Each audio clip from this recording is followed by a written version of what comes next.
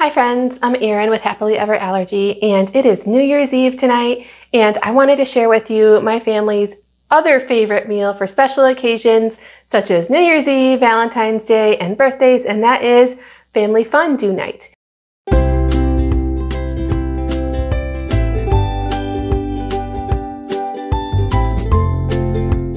One of the best things about this is that just like hibachi, you can customize it to almost any allergy situation. We will be doing a savory dinner fondue, so not the cheesy appetizer kind, and we will have a beef broth fondue that has ginger, scallions, and a little bit of soy sauce for flavoring, and then we will cook our vegetables. We have potatoes, carrots, and mushrooms. Potatoes, carrots, and mushrooms that we will be cooking, as well as our chicken and our beef. And then just like hibachi, some of our favorite parts is all the sauces you get to dip your meat and veggies in as you go along. And so this is a fun communal family cooking dinner idea that you can use for any special occasion.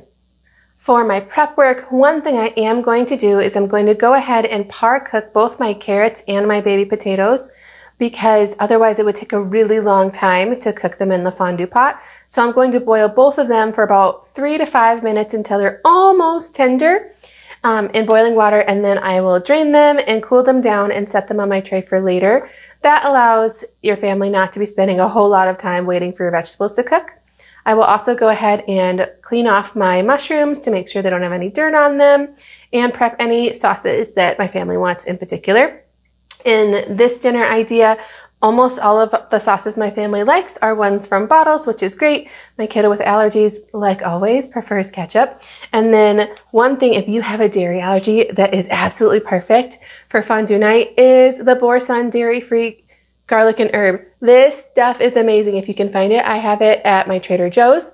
And so I will be putting this on my kiddo with allergies plates.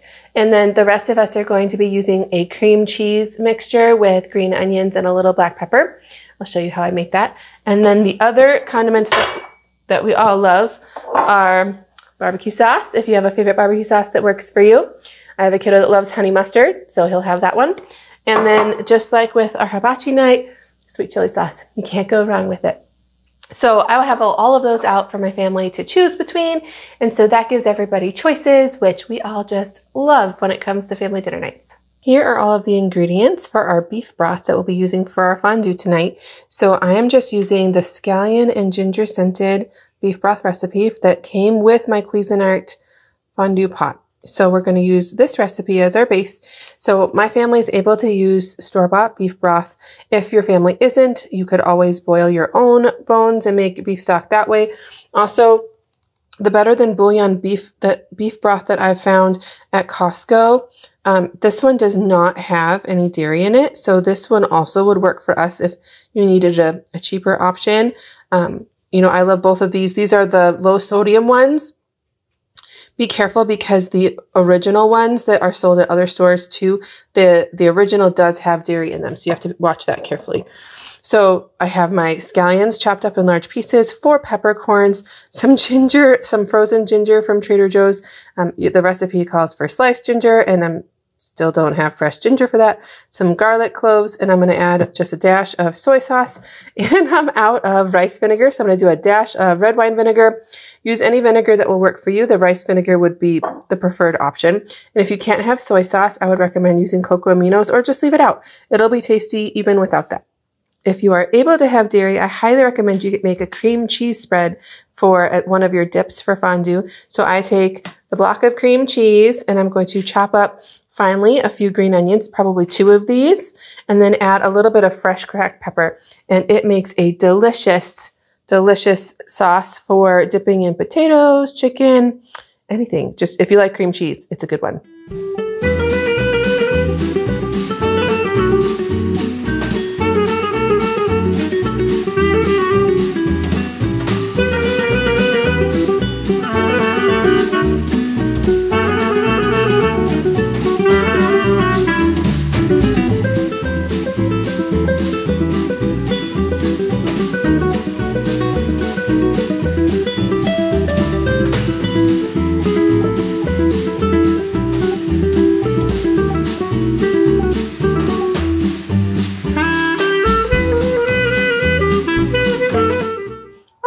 And here we have our fondue all ready to go.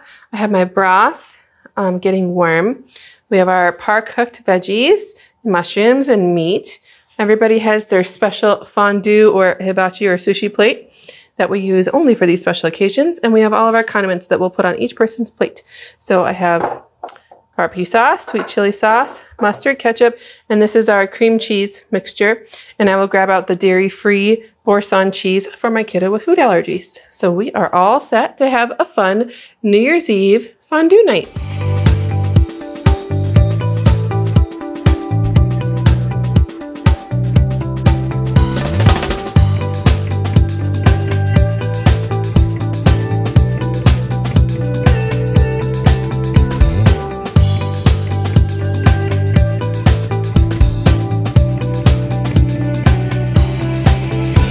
All right, friends, I wanted to give you a quick recap of my reflections on our fondue night. It was a fun time, but I wanted to give you a couple pointers that I thought over.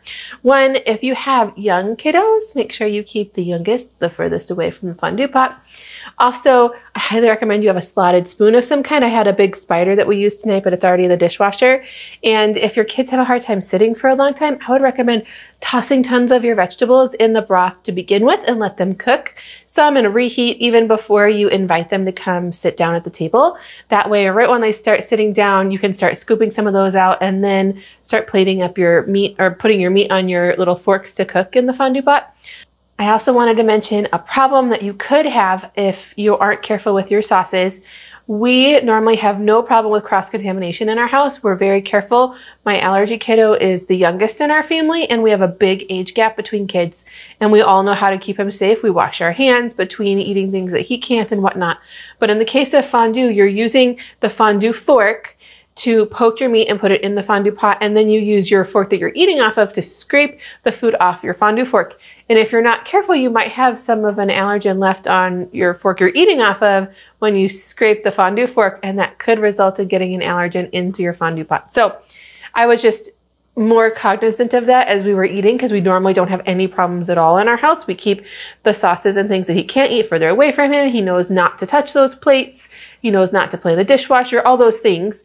But this was a case where cross-contamination could have been a problem if we weren't careful. So I just wanted to mention that to you. If you were going to be mixing sauces, some that you can and can't have at your plate, you might want to have two different forks that you use, one for scraping the food and then one for eating off of, because then you wouldn't have that issue with cross-contamination with your fondue fork. Anyways, overall, we had a really fun time eating. It is a slower paced meal than especially like a hibachi where there's a big show and whatnot.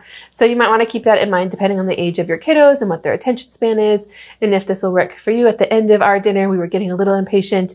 As we passed the 30-minute mark, we just dumped, oops, sorry for the dishwasher. We just dumped some of the last meat and veggies all in the pot at the same time, stirred around, waited a couple minutes, and fished everything out. And it was fun. It worked for us. We had a good time with it, and it's a tradition we'll still continue to do on fun holiday meals and whatnot in the future.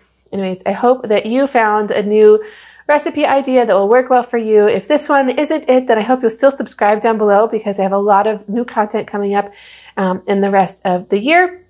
There will be a whole lot more Instant Pot, slow cooker, and just simple dinner ideas to make living with lots of food allergies just a little bit easier. Anyways, I hope you know that you can still have your happily ever after even with your food allergies. Thanks so much for watching.